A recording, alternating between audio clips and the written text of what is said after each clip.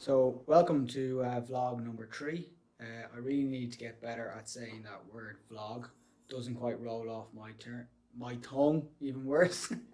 But this week I'm going to talk a little bit about my progress in learning how to vlog, as well as some questions that often come up in open houses from new buyers, where people put a lot of questions or stock in these questions, and I really don't feel they should. So just touch on some of that stuff later.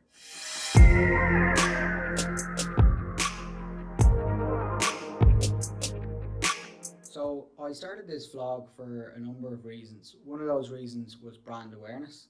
I'm not quite sure what kind of impact it will have, but the other reason is I've always been a creative person and very visual as well. I always enjoyed art and construction studies and woodwork when I was younger, but trying to keep up those kind of hobbies when you're older is difficult. So I thought maybe looking at making videos in terms of trying to remain creative would be one way to kind of fill that kind of gap I had. And I'm kind of hoping it will also be able to help me in my business.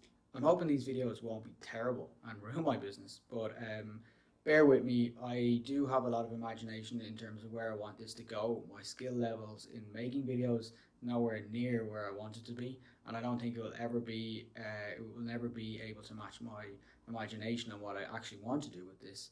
But I'll give it a try. So I spend a lot of time this week actually looking at YouTube videos in the evenings to try to pick up some tips in regards to the best way to vlog. And I suppose what I really picked up was that it doesn't quite matter in regards to how you record or what you do, but the most important thing is actually the content and the ability to tell a story. And in that regards, I kind of felt that that is something I need to spend a lot more time on. I need to spend a lot more time, weeks and weeks in advance, actually planning out these vlogs, as well as actually kind of planning out a story that kind of continues on week, and that is something I'm probably going to have a look at next week to see if I can put a proper planning program for it. In terms of actually coming up with ideas for the vlog, I actually turned to Google to see if there was any ideas for a real estate vlog. I went through it, and realistically everything that was there was more along the lines of 10 tips for buyers, 10 tips for sellers, etc, etc. That's not really what I wanted the vlog to be about. I actually want to give tips, but also kind of be more personal about the way I go about the vlog. So it's not just purely aimed at one kind of niche. And then I decided I would actually turn to YouTube to see what videos were on YouTube. And something very similar happened as well. All the videos were top 10 tips for X, top 10 tips for Y, and I really just didn't feel that it was kind of any kind of real benefit to me.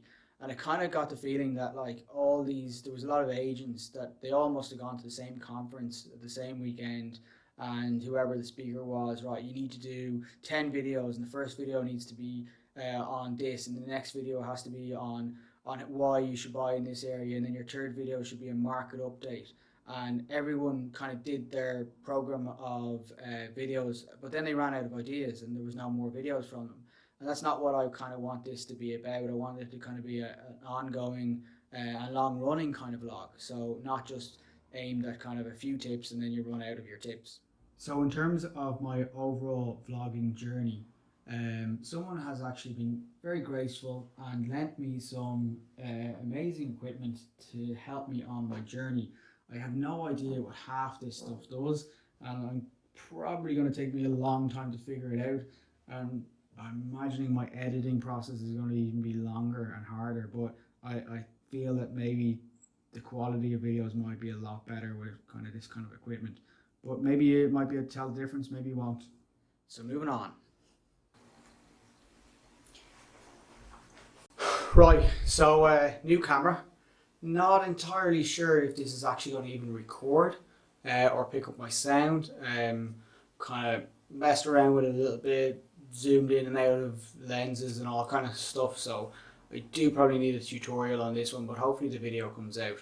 Okay, so I suppose then kind of just on some actual property kind of talk, and I kind of touched on it on the very start of the video in regards to some kind of questions I feel that new buyers put a lot of stock in when they're looking at new second-hand homes.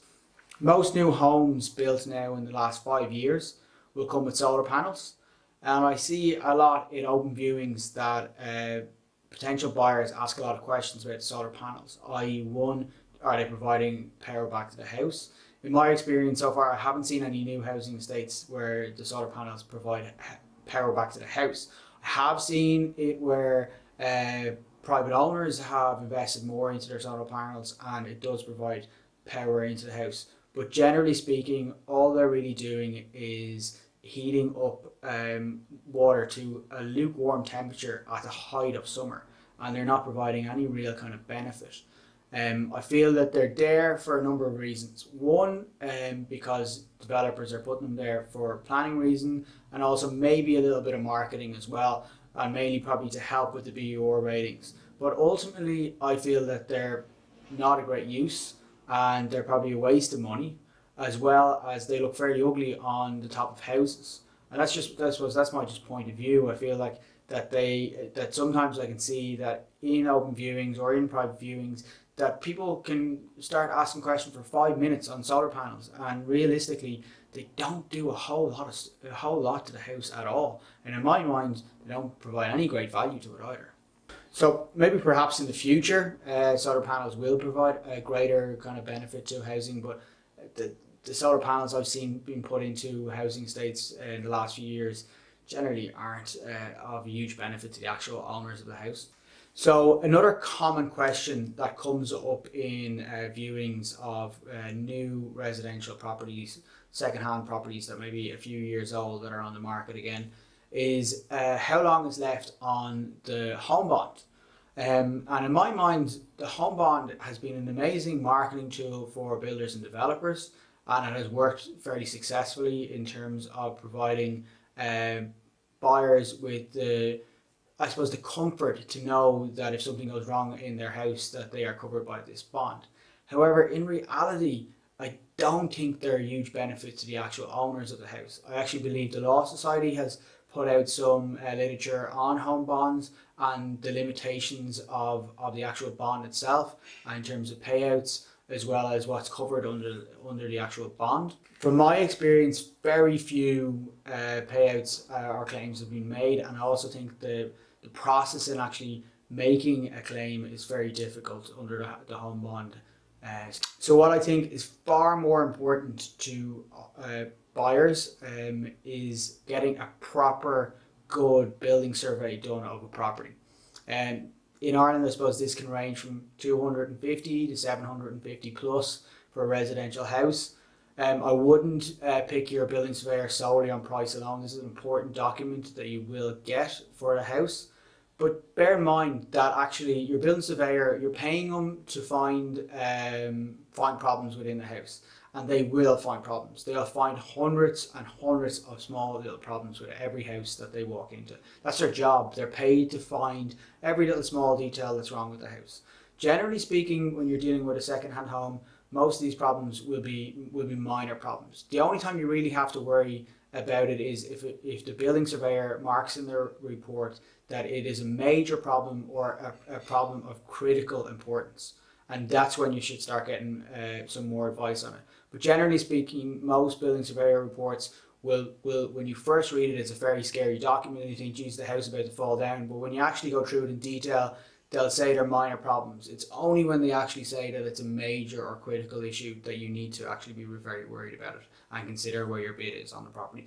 And I also would say you shouldn't have to engage in a building surveyor until actually your offer has been accepted for the property. Well, I think that's me done for vlog number 3. I'm kind of interested to know how this will turn out when I try and mix both cameras together and edit them together. I'm feeling this could take me a lot longer to edit.